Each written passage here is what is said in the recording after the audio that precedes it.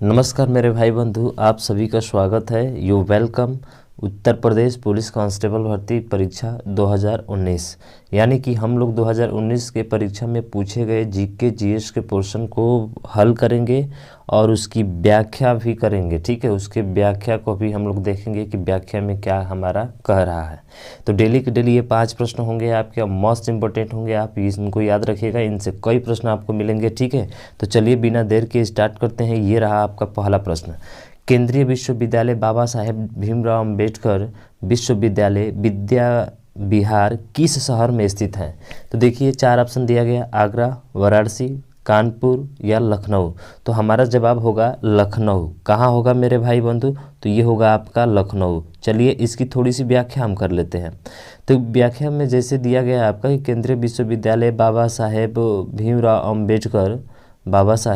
अम्बेडकर विश्वविद्यालय लखनऊ में स्थित है। कहाँ है? तो लखनऊ में स्थित है। काशी हिंदू विश्वविद्यालय वाराणसी में स्थित है। अब जैसे पूछ दिया आपसे एक और प्रश्न कि काशी विश्वविद्यालय कहाँ पे है, तो आप क्या बताएंगे? वाराणसी में बताएंगे। ठीक है, में स्थित है। और इसकी स्थापना कब हुई थी? तो भाई 1916 में हुई थी। कब हुई थी आपकी? 1916 में हुई थी। जिसमें जो है आपका एक नाम आता है, और वो नाम क्या है? तो वो नाम है आपका कौन सा? तो पंडित मदन मोहन मालवीय। ये भी नाम बहुत ही महत्वपूर्ण चीज़ है, ध्यान रखना इसका। मदन मोहन मालवीय द्वारा की गई थी। अगर पूछे कि किसके द्वारा की गई थी, तो मदन मोहन मालवीय द्वारा की गई थी। कब? तो वर्ष 1916 में।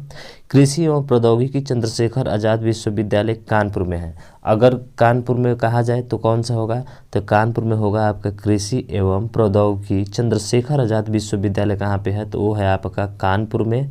कहाँ है? कानपुर में है। जबकि इलाहाबाद में स्टेट यूनिवर्सिटी स्थित है। जबकि अगर बात किया जाए कि इलाहाबाद में कौन सी स्थित है, तो वो है आपका कौन सा सर? तो इलाहाबाद में स्टेट यूनिवर्सिटी स्थित है। कहाँ पे? आपके इलाहाबाद में। तो आप इसकी व्याख्या के साथ साथ इसका जो है आप आंसर भी अच्छे से ट्रिक कर पाए, और इस तरह से आपको कई प्रश्न मिल गए। तो चलिए इसी तरह से रोज़ हम डेली 5 प्रश्न हल करेंगे। तो फिर आगे बढ़ते हैं अपने प्रश्न पे। और दूसरा प्रश्न रहा ये आपका कि उत्तर प्रदेश पुलिस का मुख्यालय कहाँ स्थित है? बताइए, उत्तर प्रदेश पुलिस का मुख्यालय जो है कहाँ पे स्थित है? क्या आप बता सकते हैं कि उत्तर प्रदेश पुलिस का मुख्यालय कहाँ पे स्थित था? 2019 में जब प्रश्न पूछा गया था उस समय ये पूछ रहा है। ठीक है, इस समय तो दूसरा है हमारा, और वो क्यों कौन सा है आपको व्याख्या में बताया जाएगा। तो क्या होगा इसका जवाब? तो देखिए इसका जवाब होगा आपका प्रयागराज। प्रयागराज, जिसको हम लोग इलाहाबाद पहले कहते थे, अब प्रयागराज इसका नाम हो गया। ठीक है, तो अब देखेंगे इसकी व्याख्या क्या कहता है। तो व्याख्या ये कहता है कि प्रश्नकाल के समय उत्तर प्रदेश पुलिस का मुख्यालय प्रयागराज में था। ठीक है, लेकिन वर्तमान में ये कहाँ हो गया?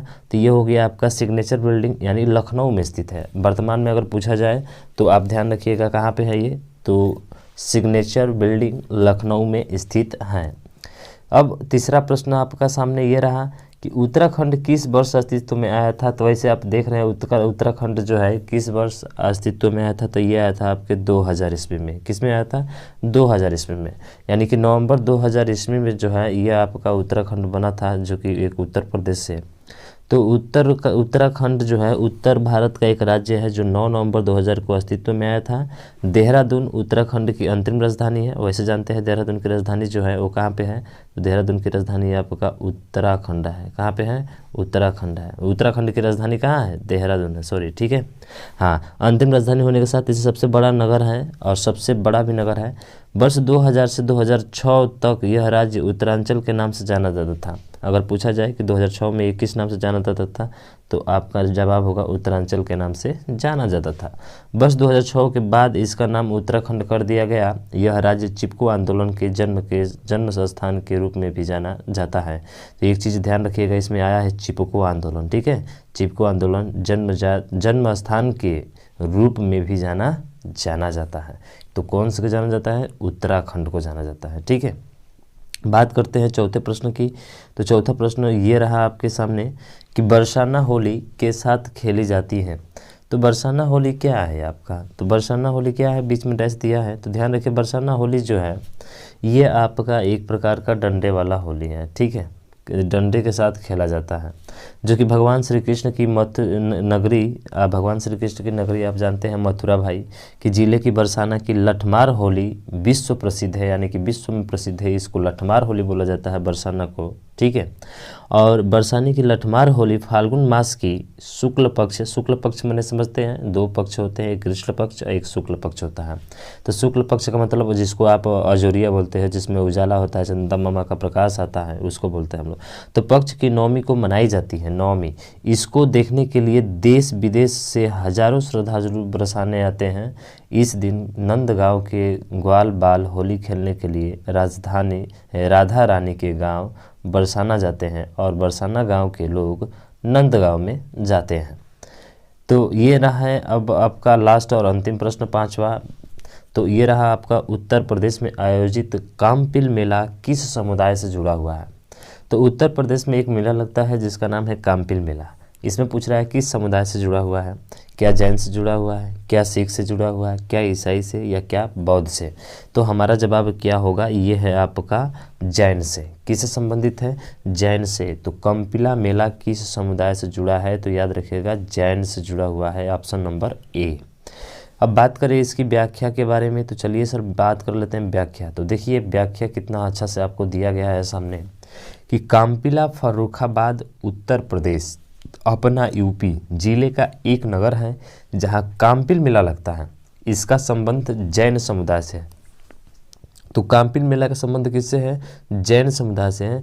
यह स्थान ऐतिहासिक दृष्टि से अत्यंत महत्वपूर्ण है। इसका उल्लेख रामायण व महाभारत में भी मिलता है। ध्यान रखिएगा, इसका उल्लेख जो है आपको कहाँ कहाँ मिलेगा, तो रामायण में भी और महाभारत में भी इसका उल्लेख मिलता है। ध्यान रखिएगा कहाँ कहाँ, रामायण में और महाभारत में। कामपिला पंचाल देश की राजधानी थी। अब देखिए एक बात बड़ा महत्वपूर्ण चीज़ आ रही है यहाँ पे, कि कह रहा है कि कामपिला पंचाल देश की राजधानी थी।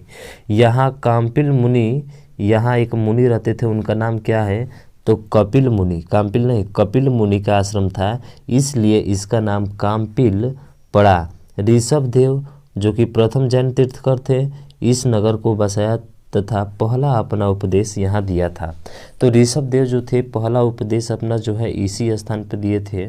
और ऐसे जान रहे कि कपिल मुनि, यानी कि कपिल मुनि के आश्रम था, इसलिए इसका नाम क्या पड़ा, कामपिल पड़ा था। क्या पड़ा था मेरे भाई, कामपिल पड़ा था। तो इस तरह से आपको इतने अच्छे अच्छे फैक्ट मिल गए, और इस फैक्ट को आपको याद रखना है, क्योंकि यही हमारे प्रश्न जो है आने वाले एग्जाम में आपके पूछे जाएंगे। तो मेरे भाई बंधु, अगर ऐसा चीज़ आपको चाहिए डेली का डेली, तो सब्सक्राइब कीजिए हमारे चैनल और शेयर कीजिए इस वीडियो को। तो आज के लिए बस इतना ही। जय हिंद, जय भारत।